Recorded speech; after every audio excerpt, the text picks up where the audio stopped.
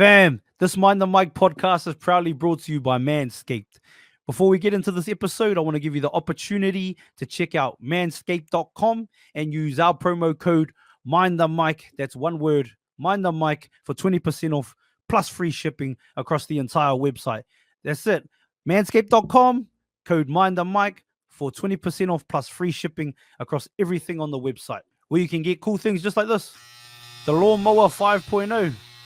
Look, it's even got a light, and you can trim up all them unnecessary hairs, get rid of them. It's actually made for the downstairs, but you can use it for both if you want. They also have beard trimmers, especially for the beard.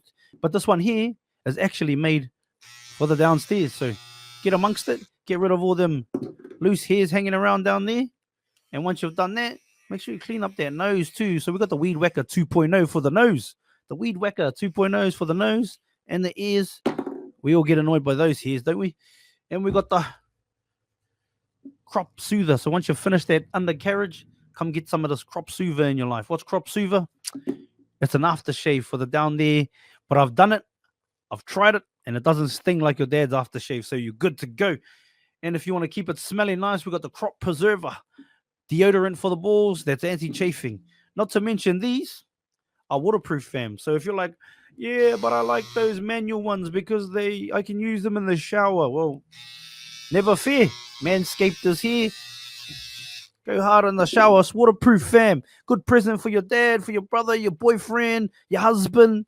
Well, brothers, treat yourself. Go get you some Manscaped in your life. Use promo code Mind the Mic for 20% off plus free shipping across everything on the website. Enjoy the episode. Make sure you subscribe and get some Manscaped in your life. Mind the Mic. Welcome back to another Mind the Mic podcast. I'm your host, Shubz, here with a special guest. And I'm glad to have in the building. I've had a couple of his siblings here and hopefully be able to have his parents on, or at least one of them, before the end of this. He probably seen him on the NRL circles, even rocked the Kiwis jersey a few times, and even a Cook Island jersey. The brother Jordan Rapana. Kia ora, brother, how are you? I'm good, bro. Thanks for having me on. Nah, grateful, Kazi. Grateful. Shout out to your brother for annoying you enough to make you come on. Yeah, he was on my case for a while, bro. But yeah, I finally got some downtime to do it. So I'm glad to be on. No, grateful, Kazi. I guess for anybody that don't know you, Kaz, can you give us a little extra on yourself? Sorry, what was that? Just in case, just for people that don't know you, can you give us a little extra background on yourself? Hello? Oh, can you hear me, guys? Oh, uh-oh. What's going on here? Hello? Yep. I got you now.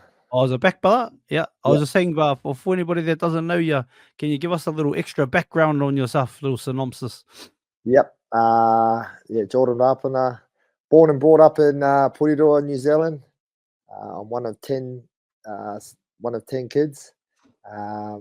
Moved to Gold Coast when I was pretty young and did most of my schooling up there on the Goldie, and play rugby league. Play for the Canberra Raiders currently. So living down here, probably the only sibling that's living outside of Gold Coast. So living down here in Canberra, and I got one more year here at the Raiders. So not sure what I'm going to do, but loving playing rugby league at the minute. And I'm a father of two, beautiful wife Kels, who's from Canberra, and we love it here. So not too sure what my future has in store for me yet, but I think we'll definitely end up. I'll end up staying here in Canberra for a bit. Yes, awesome. Cuz going back to where you were born and raised, Cuz Porirua, do you have much memories of back there when you were growing up? I was first time we lived. So we lived there. We actually went back and forth twice.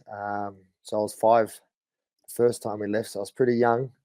But from memory, just we lived in the Pā there where the marae is. So probably the memories I can remember was just hanging out with my cousins playing, whether it was playing rugby on the field there at the front of the marae, or if it was up at the chapel playing basketball. We were always doing something, always hanging out. We were a pretty tight-knit community, and everyone was your cousin, everyone was your auntie and uncle. And just had real good memories of I'm living there, and even up until this day, I love going back there and spending time with my family, my whānau over there. No, solid, brother. The Takapūwāhia, eh? That's your marae? Takapūwāhia, yep, that's our marae. Yeah. You obviously would have had Jolan on there earlier, and that fella loves to talk. Yeah, he loves to talk, bro. He would have given you the whole whakapapa spiel, and so there's probably not too much that I need to fill in because he would have filled it all in for you, bro. Yeah, but he did say like that your fellas your koro. Do you have much to do with your koro? That he played a big role in your fellas' lives or as a father, even in getting your old man, the great Eli, on the straight and narrow. Yeah, Koro's he's played a massive part in I guess all his grandchildren's lives. He was a father to many, and as you touched on there, he obviously got my old man down to Porirua, and obviously mum and dad got married. But growing up, we didn't really have too much to do with my old man's dad, but I think dad definitely looked at our koro as a father figure, and he was a very honest man, and he played a big part in probably even in my not only in my life but also in my rugby as well. He was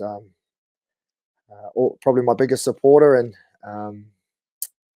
he was just, I don't know, it's hard to explain, but he was the man. And anyone you talk to from the Pā or anyone that knew him have a lot of respect for him and loved him like he was their father. Yeah, solid, brother. And speaking of your old man, brother, I heard he was the OG Wim Hof, the OG manifestation fella, brother. Eh? OG self-talk. Yeah. I probably owe a lot to where I am today in my career. Even just playing professional sports, it's I probably owe a lot to my old man. When we were younger, he was always riding us to. He was never forcing us, but it was always there to push us in whatever we're willing to do in terms of making sure we're up, training hard. Dad's a gym junkie. Obviously, he's getting a bit older now, and his hips and legs probably aren't as good as they once were. But he loved training, man. He was always running, always in the gym, always up early. I can't remember him ever waking up past 6 o'clock.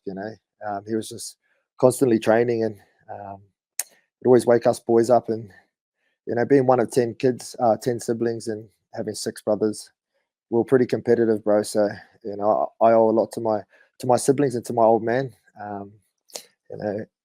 They drove me, and it's probably why I'm still going at 35 as well. But yeah, in terms of dad, he was always up early, taking us down the beach, making us run hills, making us run stairs, sand dunes, you name it, bro. He was he loved it, and I owe a lot to him. If you didn't get your booty in there, like, would the bro give you a bit of a hurry up? Like, was there any option to not do it? No, he was. He was. He'd never, like I said, he would never force you to do it. Yeah. But when you did decide to do it, you were all in, bro. And if you started trying to take the weak option, he'd let you know about it, bro. And he was, as I said, we're all competitive. There was none more competitive than him, bro. Even he was probably late 40s, early 50s when I was a bit younger, training with him, and he'd still smoke me, bro. I couldn't. True. I was probably 16, 17, almost 18, and I was pretty much the year that I debuted playing NRL for the Titans. The bro was still leaving me in the dust, and he would have been easily early 50s, and that just goes to show how competitive he was, and he was never going to make it easy. Wow, that's really interesting. Yeah, I remember your sister Tess saying that I think it was your brother-in-law was the first to beat him or something once or something like that. The cricket, I don't know. I think your brother-in-law. Nah, I don't think it was your brother-in-law. I think it was me, bro. Was it? Oh, there we go. These are real stories. That's the one. Can't give my brother-in-law the credit, bro. Yeah. Who do you think was the most? If you look at just pure talent, who do you think was the most talented of all of your siblings, brother?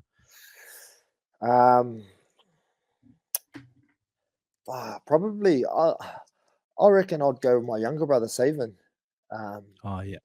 Yeah, I don't know if it's because out of all the boys, he was the youngest, and he probably copped all the hidings, and he got Oh, probably driven the hardest. Yeah. But yeah, I'm not too sure what it was, but I definitely reckon in terms of skill and talent, he had it all. yeah. And like I talked to him about it now, so I don't think he'll mind me saying it on here. But probably, if anything, he just didn't have enough ticker. If anything, he just probably lacked a little bit of heart at times. And there's a lot of guys that like Josh Papali'i who plays with us. Yes. They're all guys around his age. There's some big names that are still playing in the game today that. Even when I talk to them after games, they all say, "Wow, your brother Savan was mean," coming through Wow. school, and True. that's a pretty big credit to him at how good he was coming through that schoolboys era. And then I don't know, I don't know if he lost drive or motivation, or I do know he had a fair few injuries and niggles, but yeah, I think. Probably the very no, Savan. yeah, Savan. No offense to him, but I just think, maybe just didn't have as much heart. I feel like I can say it because I'm not saying it behind his back. I've said it to him. Nah, to his yeah, face, it's real. many times, but he'll probably he's agreed with me as well. So, but no, he was a freak, bro, growing up. Who's someone, cuz when you were coming through and you were like, wow, that fella's just got it. Like, and you played against or with or something. You just remember, cuz, and then they obviously kicked on. Or was there more ones that didn't kick on in your mind? It's probably the ones that didn't kick on as much. Yeah. I remember at Gold Coast Titans when I was coming through, there's a Aboriginal fella named Shannon Walker. I went to school with him. Oh yeah. He played sevens as well. He was played for Australia. For Aussie, yeah. He was lightning quick. He was rapid, bro. He was a freak growing up, and then similar to Savan, just kind of, I don't know if they peaked too early or they just get over it or burnt out. He kind of just didn't really kick on. He played a couple games of first grade. There was another Kiwi fella. I was fortunate to play Māoris with him one year. Was Arana Taumata. Oh, he's been on the Porirua. I don't know, a couple of times. Yeah, cuz. Wow, he was. Oh man, back in the days. He was the man, bro. I remember this Māoris game we played against the Kiwis in a World Cup warm up, and he was up against Benji Marshall, bro. And he just carved up Benji, and Benji's obviously the GOAT. This was in 2008 when Benji was in his prime, and I just remember, how's this dude not playing Kiwis? But yeah, no, obviously I still follow. I don't know on Insta and that season. Yeah, big marathon runner now. So yeah, he was. You after the NRL ultra marathon? Not with these knees, cuzzy. I'm barely getting by week to week. Playing first grade. I think once I hang the boots up, bro, I'll be either playing lots of golf or surfing. Oh, golf, yeah. You got what's your handicap? You got one of those things, huh? Yeah, we got a pretty mean golfing crew here down in Canberra. There's not much to do outside of footy, so who's the baddest man in the Canberra team? What the well, I've got the lowest handicap. My handicap is 3.2 at the minute. It's, okay then. It's actually gone up, believe it or not. I got it right down before I had 2 kids. I was down to you're scratching it up. 1 point something. Oh, nah, nearly. And then once I had Bub, and then number 2 come along, no time, bro. So I struggled to even get one game in a week. But we got a golfing crew here. Josh Papali'i goes good. He's off. His handicaps are 7. There's a few boys, bro, that play. Yeah, that play Who's a lot. Who's the man in the NRL, or is it Jordan Rapana goat? Nah, I don't want to pump my tires up that much, bro. I think when I played in Kiwis, obviously going away with for tours for the Kiwis, you'd have Jared Wairua Hargraves was a very handy golfer, and then understanding his history, he was his background, in Rotorua. His mum and dad, they had something to do with a golf club over there. So he grew I up. heard about that. He grew up actually playing golf, and then got a It was scholarship. a sport there.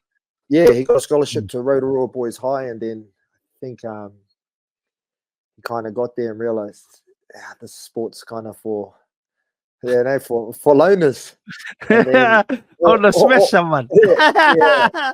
He got there, and then all his mates all played rugby. They said, why are you playing golf, boy? Come over here and play rugby. So then I think that's, in a nutshell, kind of what happened. What a weapon though, yeah. What a weapon as a player he has been over a long time. But even on those tours playing golf, you can see, even though he hasn't played in years, he's still he's quite a handy golfer. Like it's there. Like if he was sharpening those tools, you reckon the bow would be on 100%. I asked him. Do you have a jam with Kalen? Because wasn't Kalen a bit of a gun golfer too? Yeah, I've heard. I haven't played with Kalen, but a couple of the boys at the Raiders came from Newcastle, and they're pretty good mates with him. And they said he's a handy golfer. And then Josh Papali'i played with him in Queensland camp. And I think he was off a similar handicap to Papa, but I think his story was quite similar to Jared's as well. He played lots of golf when he was younger, and then probably doesn't play as much now with rugby league. Obviously, being a golf man, cause do you watch it at all? Or you just more like? Bro, I watch it. I watch it every day, bro. You about that life, yeah? Oh, bro, my TV's constantly on the Golf Channel or YouTube or my missus. Oh, too. Like all those vloggers that do the golf. Oh yeah, not too much vloggers. It's more I just go. There's a golf channel on Fox Sports, and it's just every hour there's a different show, or then there's replays of big tournaments. Cartoon Network for Jordan Rapana. Yeah, bro, my little fella loves it too. Well, I got a 4-year-old. He's got his own set, and I don't think he has much of a choice, bro. He comes home and I've got the golf on, and he wants to watch his bloody Paw Patrol show. No, cuss. Come watch how to come watch how you can fade your driver. Swing Patrol, Does your siblings, any of them golfers? Like, how's this? Love and passion. I got it. So I got 2 sets of clubs. I keep one down here in Canberra, and I keep another set up in Gold Coast. Just so that I'm not every time I get a bye week or any downtime, I'll try and shoot back to Goldie, and then just save me taking another set of clubs up there. I just leave a set at mum and dad's. But my brother Savins somehow weaseled himself into mum and dad's storage room, and he's taking the clubs and he's keeping them at his house. But he's been jamming heaps. And then my oldest brother Raymond, he's been pretty much since I was a kid. He was always playing golf. He's a handy golfer and loves it.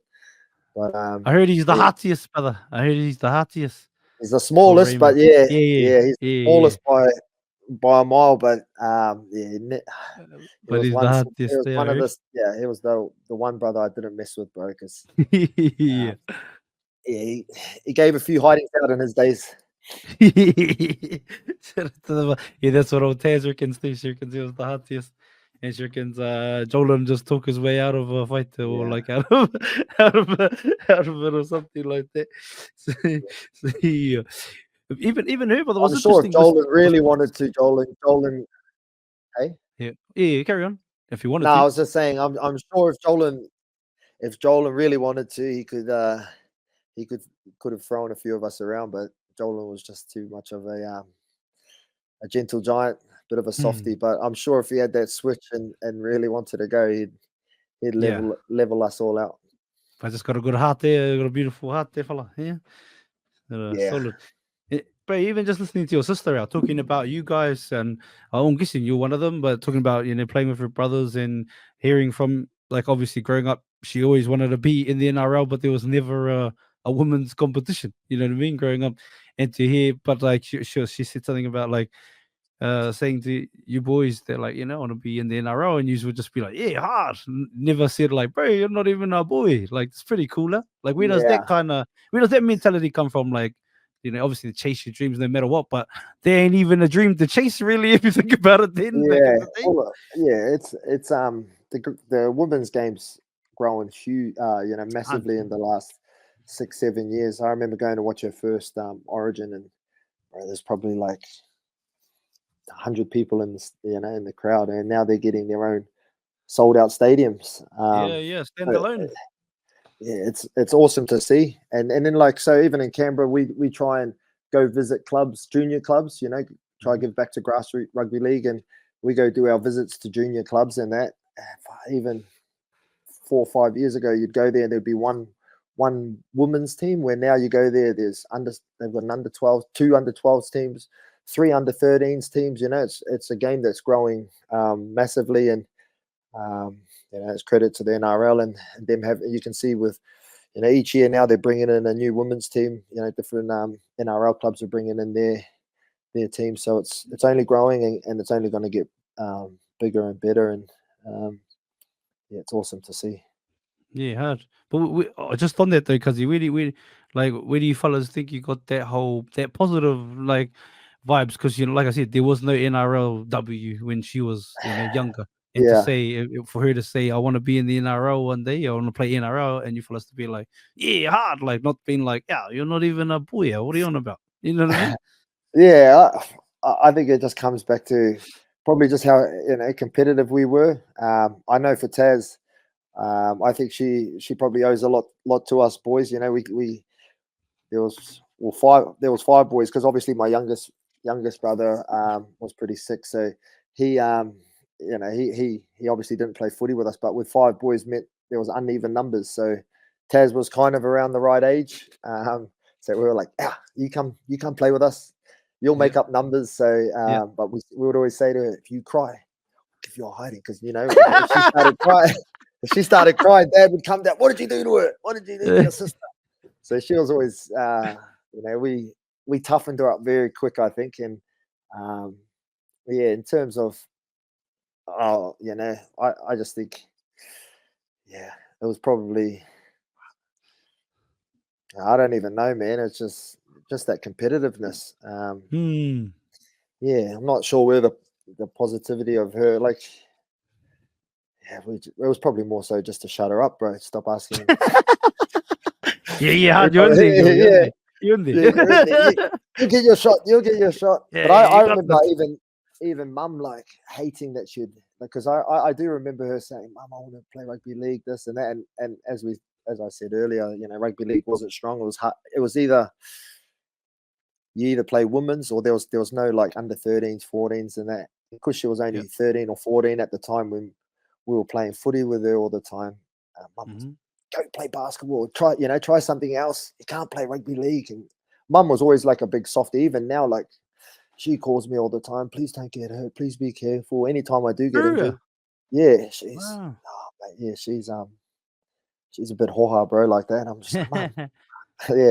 But got a heart of gold, though. I hear, brother. Sometimes sometimes her heart's a bit too big, bro, and she's always willing to give. But she's a awesome lady, bro, and that probably goes back to as I said earlier about our koro, bro. She was brought up, the right ways, and she was brought up in a loving home with parents that had big hearts, and it's obviously funneled down to her, and then hopefully through her kids and into us. Yeah, solid, brother. How many mokos they got now, Mum and Dad? Well, I think honestly I've lost track, bro. I think my daughter, my youngest, is the latest one, and I think that was 24 or 25. But then obviously, as you know, bro, like Māoris, we all whāngai cousins, into our house, and my mum's youngest sister, she passed away with cancer and ended up taking on my 2 first. Mum ended up taking my 2 first cousins into the house. So I remember growing up, we had my 2 first cousins that were brought up like my brothers, pretty much, and obviously, like Mum and Dad will. How old? So were you at the time? How old were what? Sorry. How old were you when all this happened, and how old were they? I would have been about 12. Oh yeah. 11 or 12. So Diaz, who's just a year younger than me, he would have been about 11. Yeah. And then there's Dallin, wwho was 9 or 10. Yes.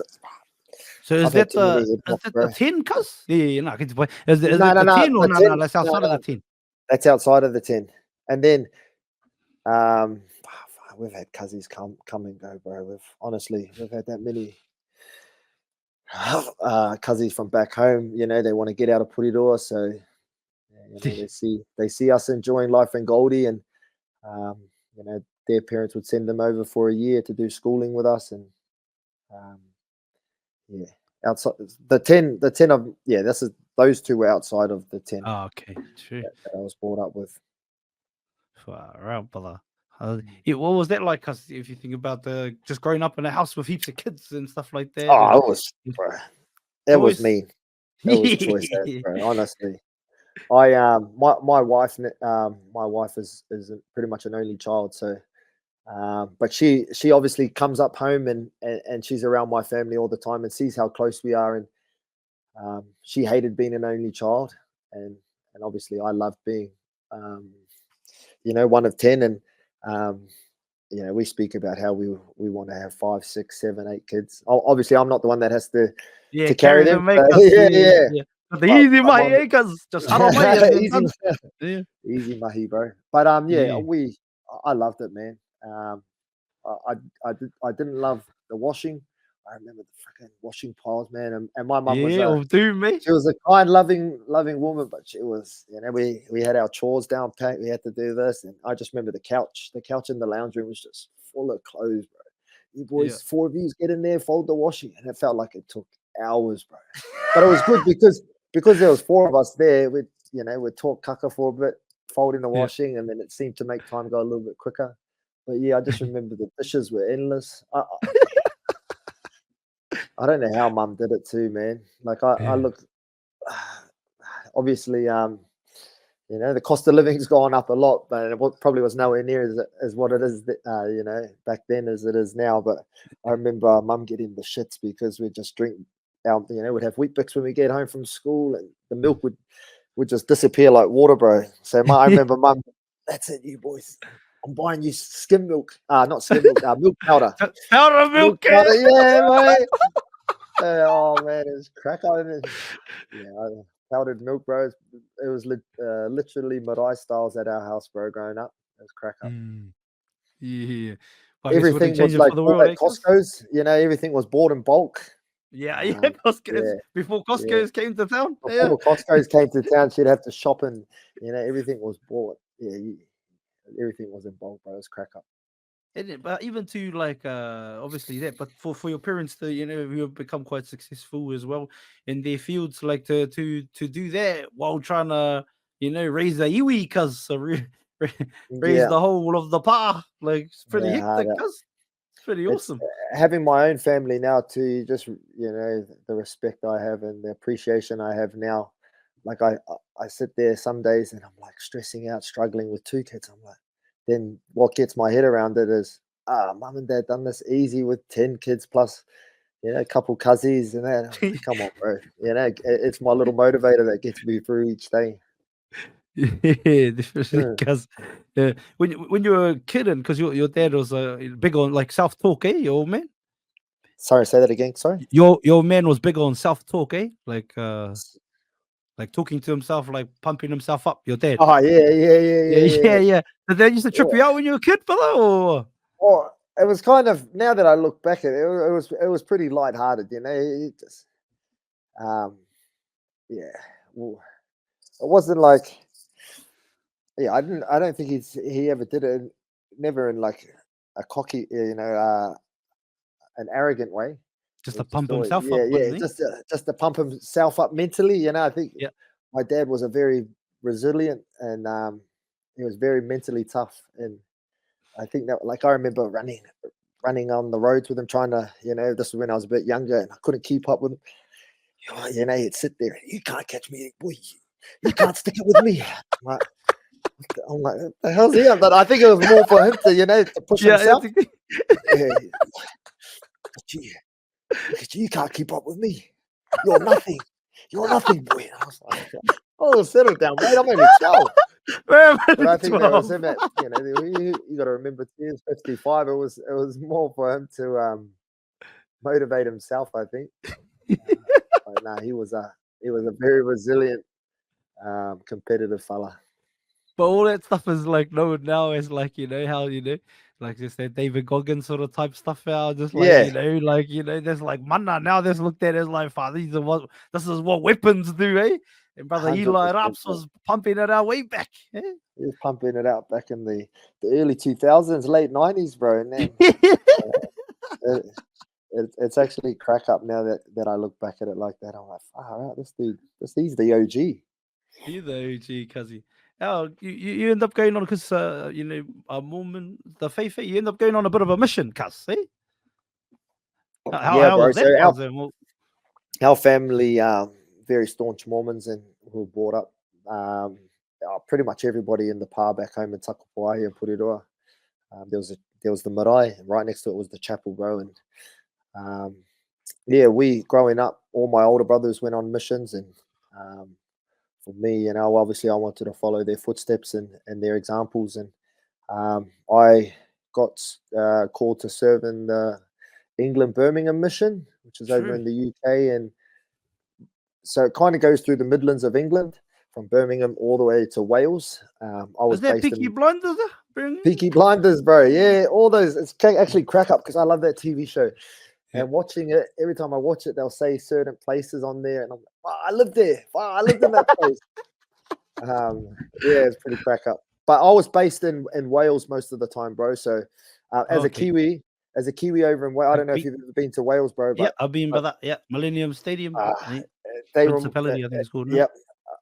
It's probably the closest place you'll get to New Zealand, bro. They love singing. They love drinking. They love rugby. Yeah. Rugby's their religion there, bro. So anytime I'd end up, obviously as a missionary, you stop and talk to people. You knock on doors and try and share the message of God to people. And a lot of the times you get turned away. But being a Kiwi, they would hear my accent.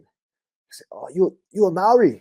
I'm like, yeah. Oh, you love the All Blacks. I'm like, yeah, bro. It was always my way in, my foot in the door, bro. It got me a lot of feeds and a lot of people to church. It was good.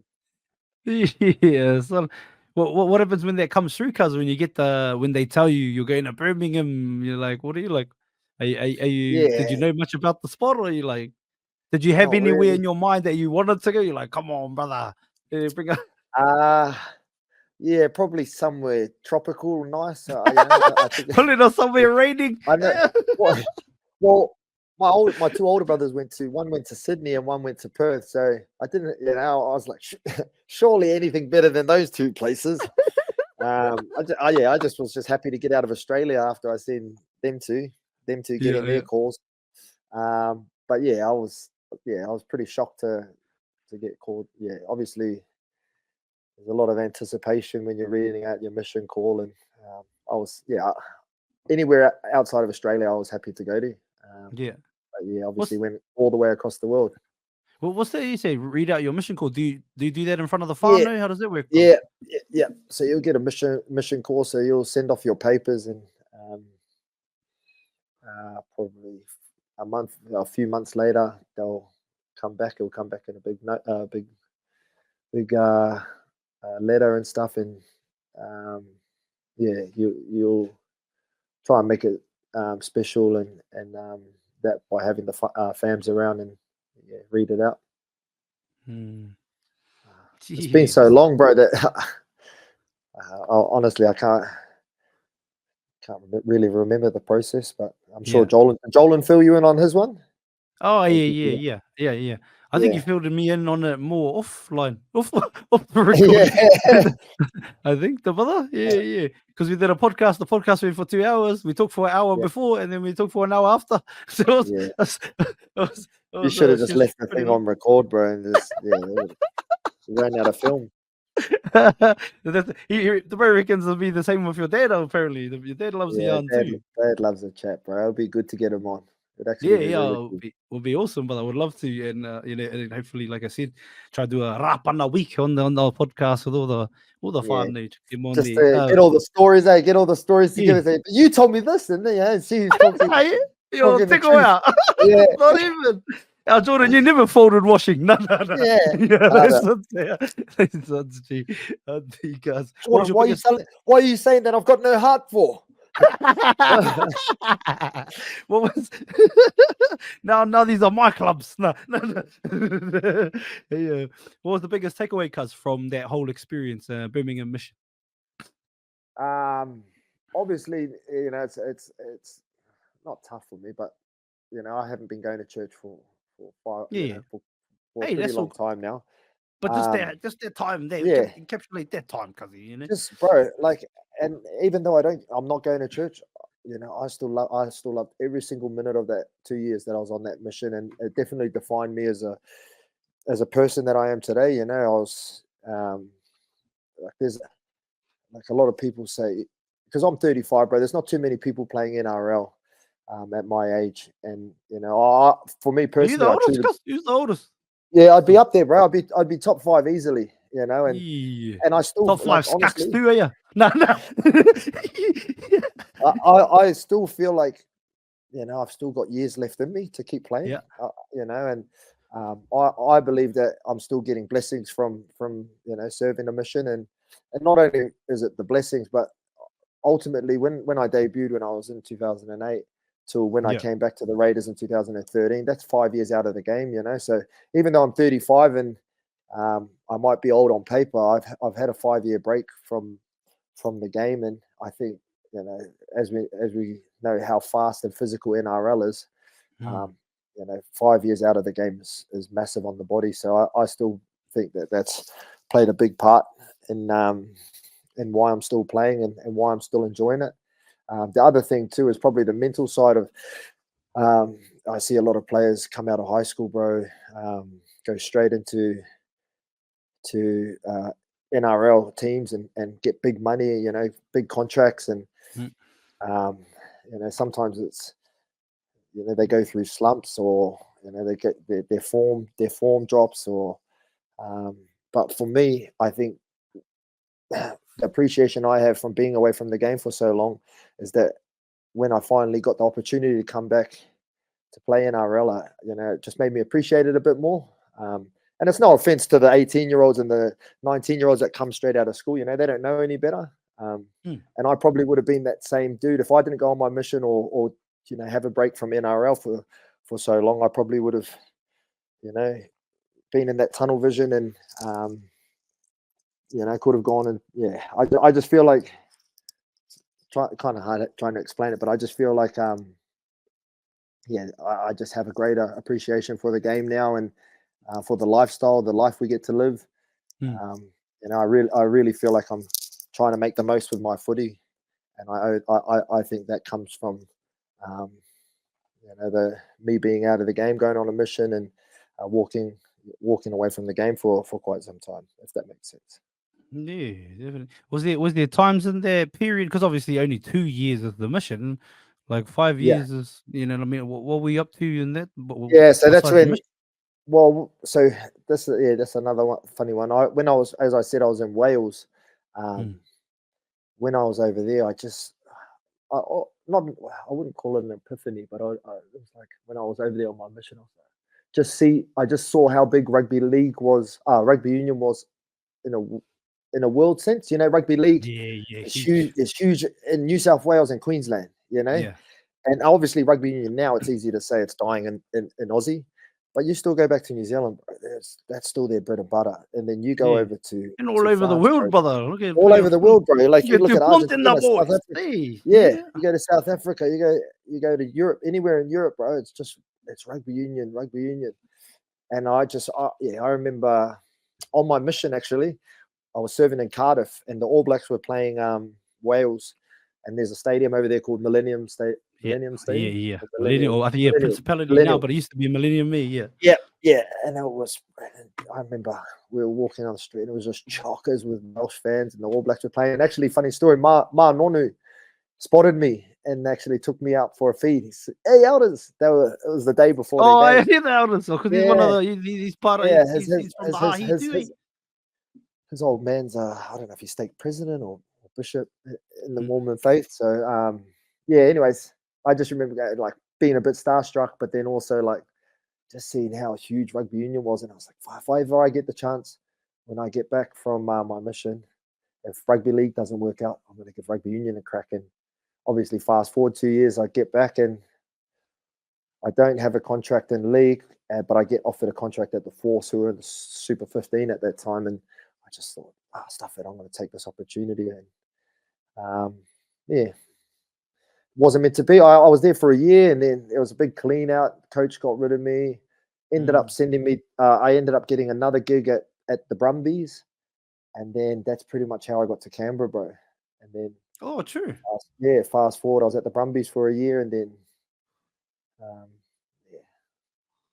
ended up at the Raiders. Yeah, and that's it since ever though. That's it, bro. It's been home ever since, and 220 games for the Raiders later. I'm still here and loving it. Yeah, solid. Cause how does the call up? Well, because you get the original call up for the Titans. Take us through. Well, is that you've got a bit more perspective by the time you get to play again? Because can you So talk about the differences between those two debuts? I guess 5 years yeah, apart.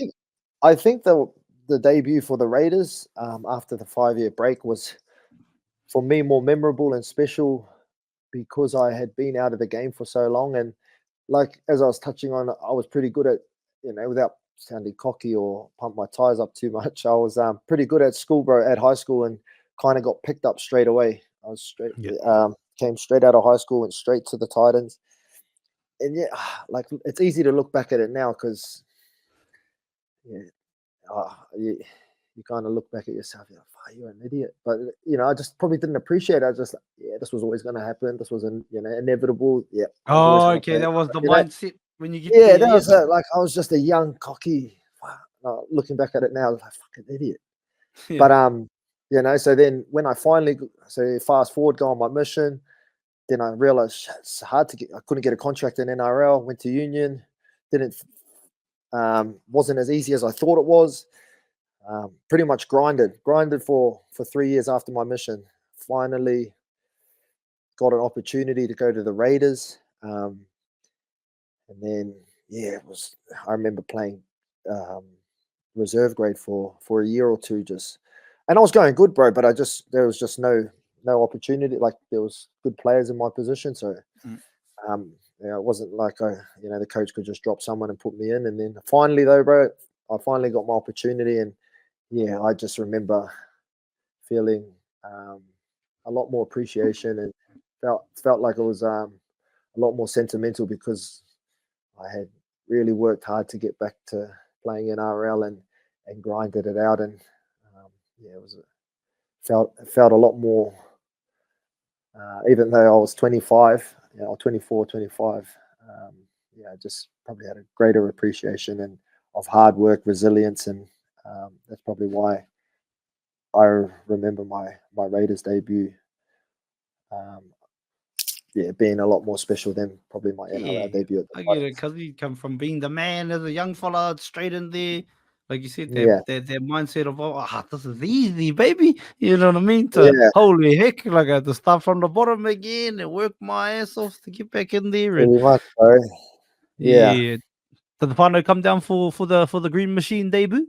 Well, it was actually in Darwin. We played against the Eels, and oh, that's right. Yeah, it was in 2014, and my dad, my brother, and my brother-in-law, I remember them come flying up. It was too much travel for everyone to come. Would have been too expensive. So Dad and that came up. But over my time, I've played almost 10. I have played almost 11 years at the Raiders, and over those times, I've had plenty of games where the whānaus come down, stayed at mine, and got to witness us. Or actually, probably the most memorable one was a lot of whānau came over in 2019. We made it to the grand final. Yes. And I remember the week before we played against South, and it was a sold-out stadium, and heaps of fans came over from Porirua, came down from Gold Coast, and my house was chockers, bro. But that was a pretty memorable moment, and one of my favorite memories, especially because we got the win and that game.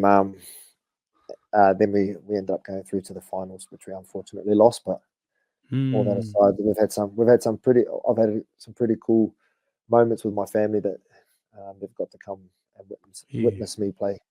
Can you talk about grand final week, cuz, or do you remember much of that? Yeah, it was probably. Well, we won that South game in the prelims, and then just the hype, bro. It's probably just in grand finals in general. I think the one thing that stands out to me is they just don't come around often, bro.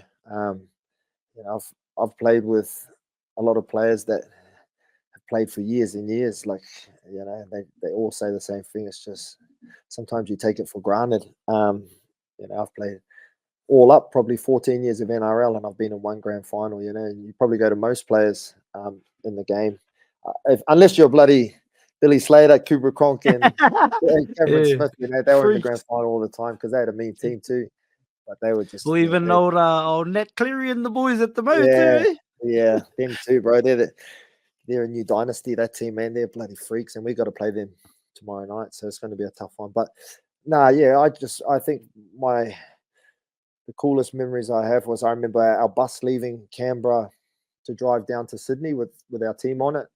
And we left about 3 or 4 days before the grand final because you got to go down and there's a grand final luncheon and there's all this hype, leading up to the grand final. But I remember from our headquarters in the city of Canberra all the way to our drive to Sydney, especially there's a street called Northbourne that takes you straight out of the Canberra city on the main road towards Sydney. And I remember that was just chockers with fans, bro. There was just people waving their Raiders flags, had their old Raiders jerseys on. There was whole car, like it was like a little mini parade, bro. And you'd be driving. It was a 3-hour drive. You'd be driving for an hour. You'd look out the window, and there was not chockers, but every K or two there'd be someone honking with their flags, cheering, and I was just like, this is mean. And just goes to show too, Canberra's obviously the capital of Oz, but if you come here, it's not really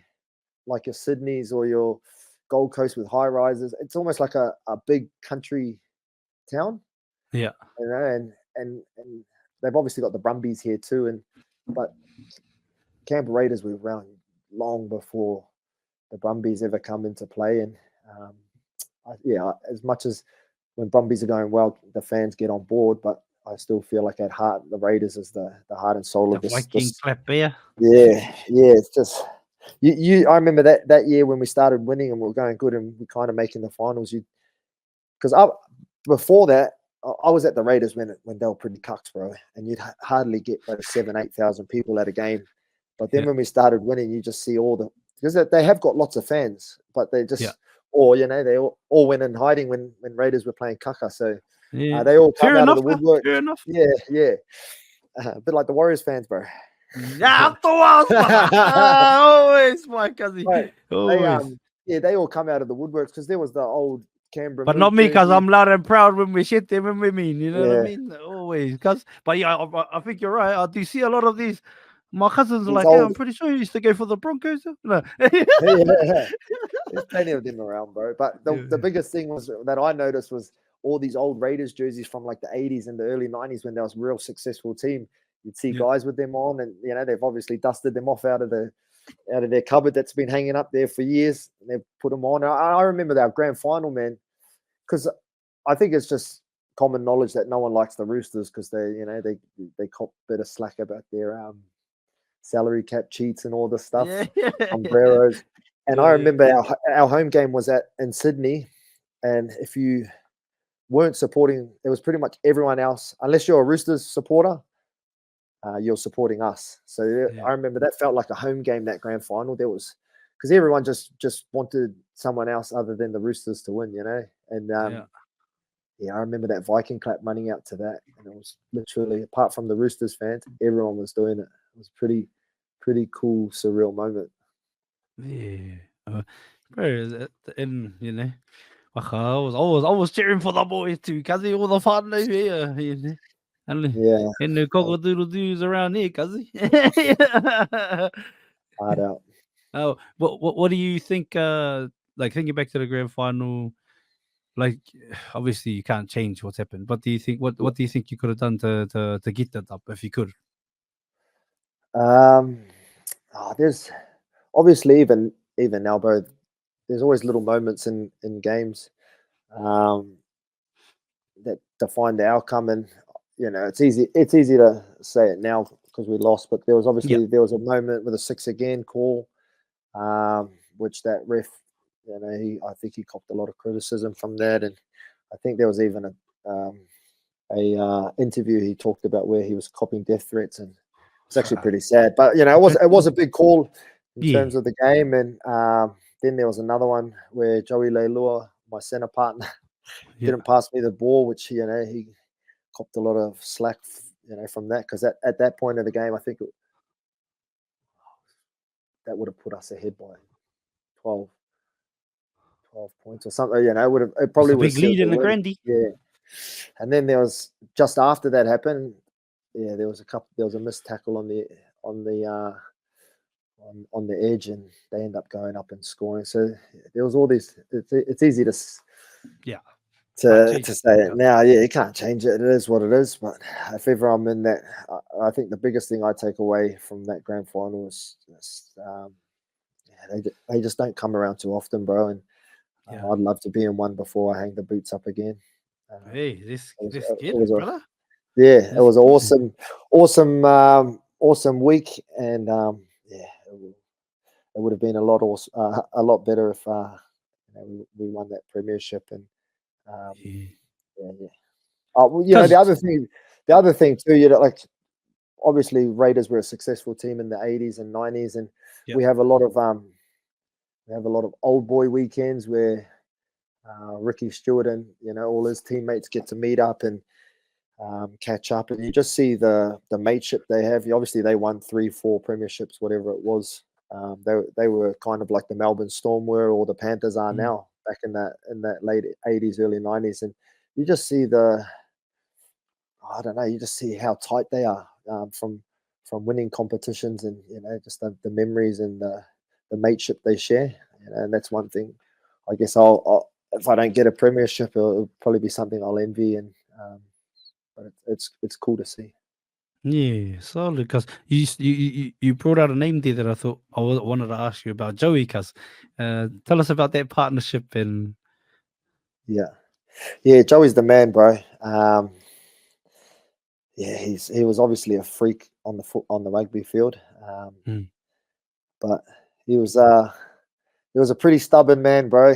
Yeah, I know um, he rubbed up a lot of his teammates the wrong way, but I was fortunate enough that I had a really good relationship with him, and um, I just knew how to take him. But yeah, in terms of what he could do on a rugby field, man, he was a freak, and yeah. yeah, I would have liked to have played more footy with him. He set me up for a lot of tries, bro, and a lot of memorable moments. But yeah, it was sad that he had to leave the Raiders, and Yeah, I think he that's finished up life. playing. That's life, bro. But Mm. I think he could have had a way bigger future in the game. But yeah, it is what it is.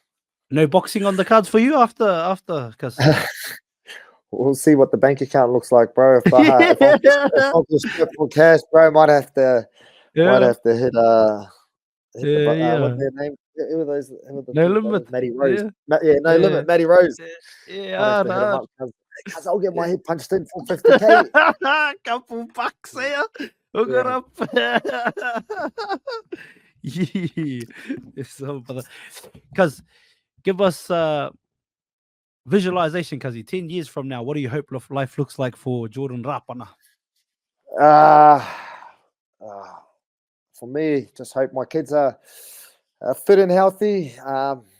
You know, still happily married, and Mm. playing lots of golf. Yeah.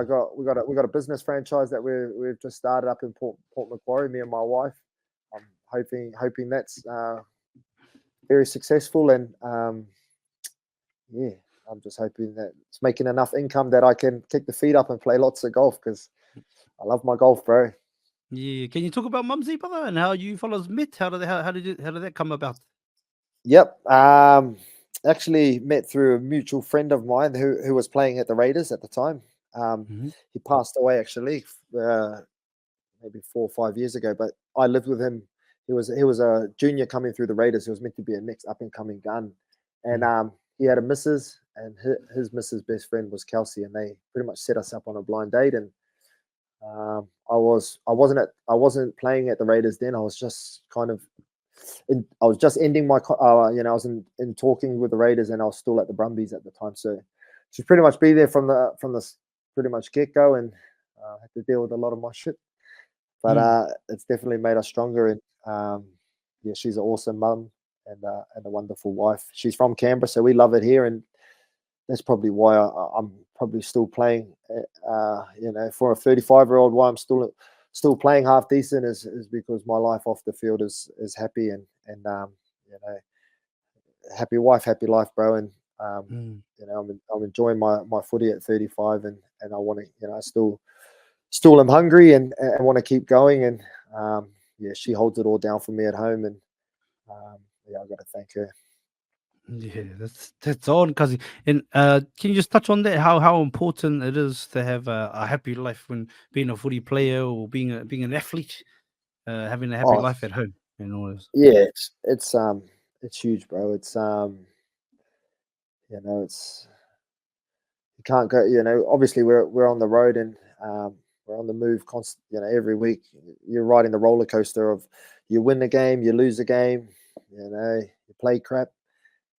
Coaches on you, and your missus has to, your partner or wife has to ride that roller coaster. There's some days I come home, sulking, and they go through a lot and probably don't get enough credit for it. And but for her, she's just always there to pick me up and talk to me and tell me to pull my head out of my own ass at times. But yeah, it's massive. As long as and in terms of being having a happy household, it's if you don't have that, then how it's I think personally it'd be hard for me to go out there and perform and do the things that you love if shit's not right at home. So I think it's very important, bro, and I owe a lot to her.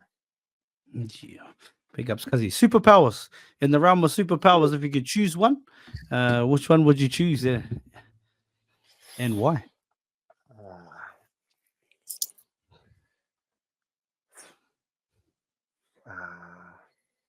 Probably invincible. Like Wolverine. Yeah. Oh, okay. So like just heal there. Those knees will be good right now.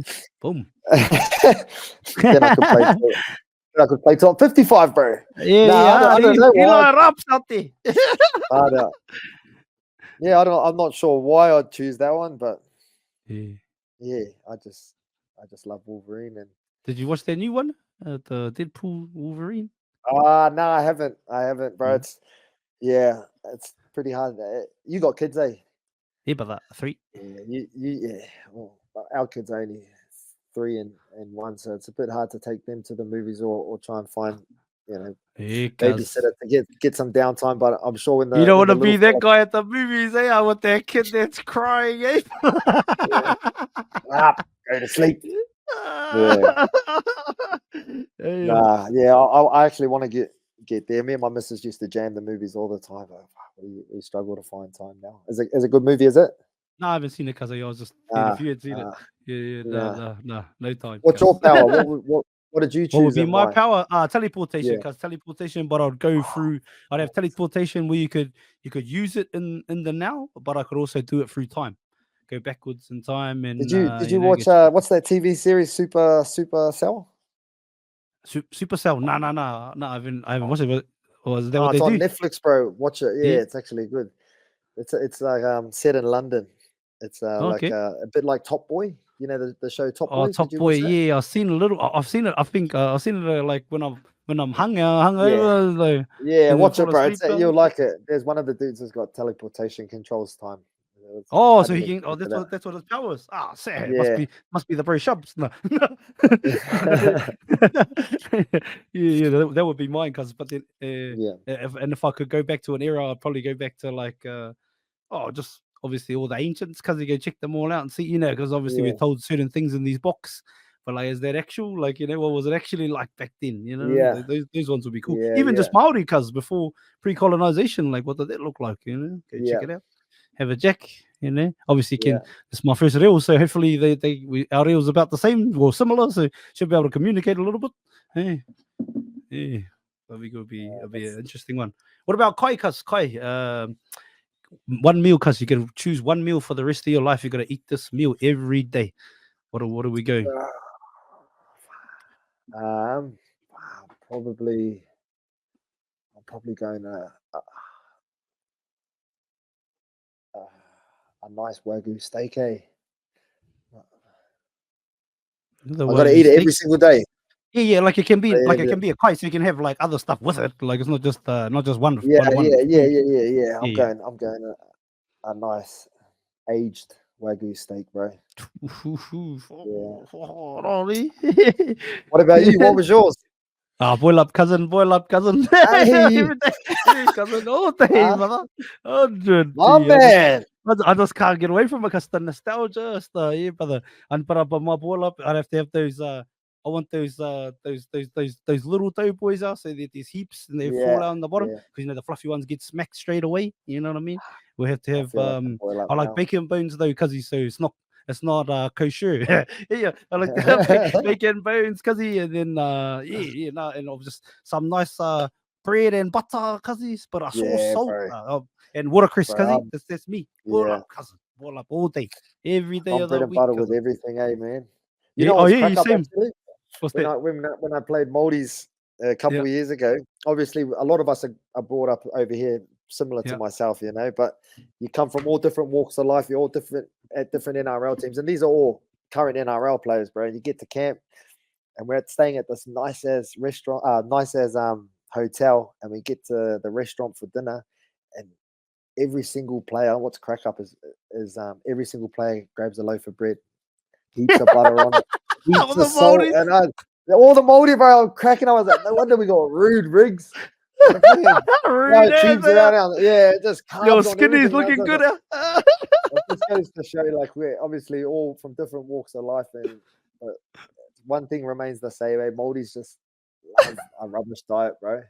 You're rubbish diet. Oh, it cracked me up, bro. I was just like, oh, like even like Kalen Ponga, bro. Kalen Ponga's like brought up over here. You talk to him, speaks Aussie as, like got full on accent and that. And then because he's got his buttered bread, heaps of salt, heaps of pepper on his. Yeah, my Māori. Bro, that's crack up. That's a crack up one, cousin. Made me laugh, bro. Yeah, how do you know they're a group of Māoris there? Yeah, bread, butter, and salt there. That my cousin. Solid G. Yeah, that would be me though. Boil up, cuzzy, and we're going nice aged Wagyu food. That's pretty flashy. What are you having with it, cuz? What are you got to wash it down with? I'll change it up. If you said I could change it up, I'd have mash and veg. Ooh, next probably salad and chips. Oh, okay. But all with your steak. Okay, yeah. And what are you gonna wash it down with, cuz? What's the liquid? Water, bro. Hey, yeah. Not even the Canberra milk. You're the water. Shout out to the water, yeah. Can't get sick of water, bro. Hell no, yeah.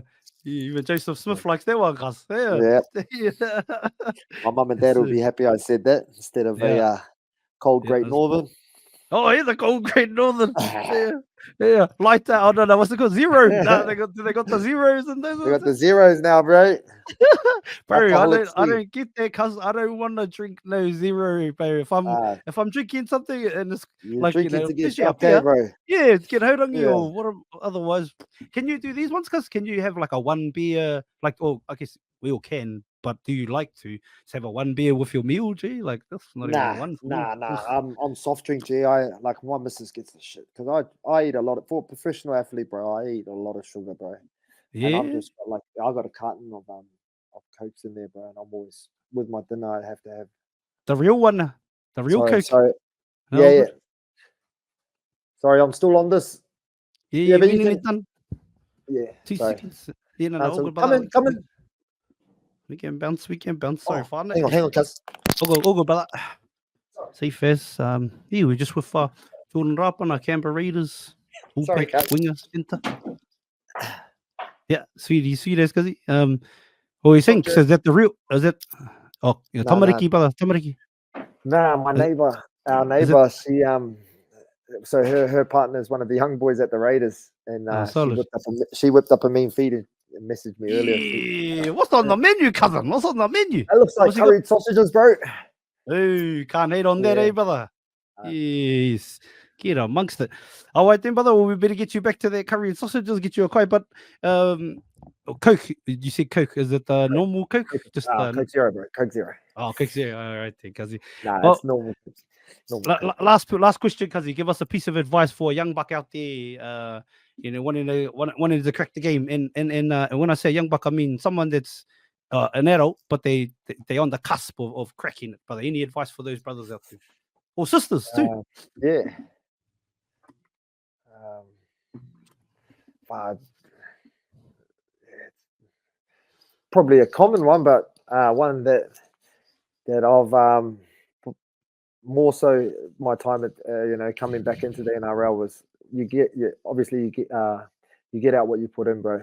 I know it sounds simple, but nothing beats hard work, bro. And whatever you put in, you'll get back. So that's something that I've followed and lived by, and I think there's no truer words. Yes. Rock solid, because I just want to say time is the most valuable commodity we have as human beings. The one thing we can never get back, we can always get back money, things, but time spent is time lost, my cousin George. So thank you for sharing over an hour of your time with me and anybody that listens to this for years to come. And also, speaking of time, sorry for making you wait, cousin. My bad. Nah, you're all good, my bro. Thanks for having me. Appreciate you, cuz. Thank you so much for watching this full episode of Mind the Mic. It takes a lot of time, energy, and effort to create these episodes. So to know that you've watched and listened to the entire thing means the world to myself and all our hosts. If you could, before you leave, please hit the subscribe button and share this episode out to as many people as possible. It would help us so much. Thank you again to everybody that's still here, still watching. Thank you for all your comments, all your shares, all the DMs. Appreciate you all. Make sure you follow us on every platform. Have an awesome morning. Have an awesome night, depending on where you are in the world. Mind the mic out. Oi, have you hit the link in bio yet? Watch full episodes on YouTube or listen on Spotify, Apple Podcasts, and all streaming platforms.